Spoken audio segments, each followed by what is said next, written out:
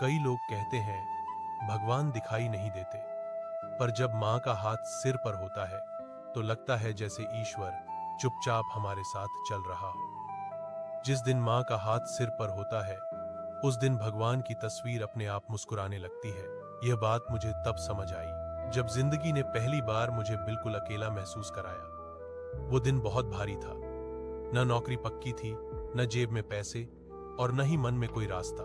कमरे की दीवारों पर टंगी भगवान की तस्वीर मैं रोज देखता था, पर उस दिन उससे भी नजर मिलाने की हिम्मत नहीं थी।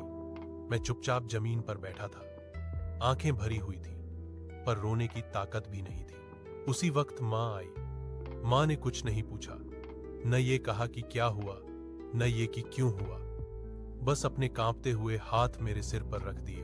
वो हाथ जिसमें सुकून था, भरोसा था और बिना बोले कही गई हजारों दुआएं थी। माँ ने बस इतना कहा, बेटा डर मत, सब ठीक हो जाएगा।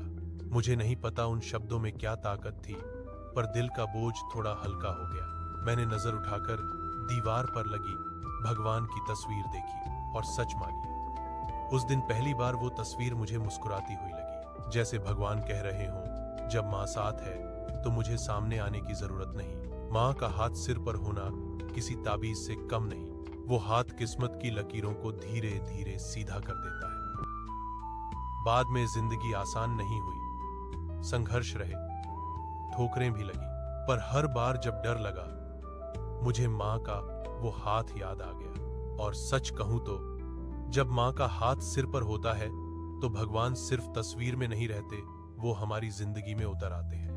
आज माँ के हाथों में पहले जैसी ताकत नहीं है, उंगलियां कांपती हैं, आंखें जल्दी थक जाती हैं, पर जब वो हाथ अब भी मेरे सिर को छूता है तो मुझे वही सुकून मिलता है। शायद इसीलिए कहा गया है भगवान हर जगह नहीं हो सकते, इसलिए उन्होंने माँ को बनाया। तो अगर आज आपकी जिंदगी में कुछ भी ठीक चल रहा है, अगर आप सुरक्षित हैं, अगर आप मुस्कुरा पा रहे हैं, तो एक बार अपनी माँ के हाथों को याद कर लीजिए, क्योंकि जिस दिन माँ का हाथ सिर पर होता है उस दिन भगवान की तस्वीर अपने आप मुस्कुराने लगती है।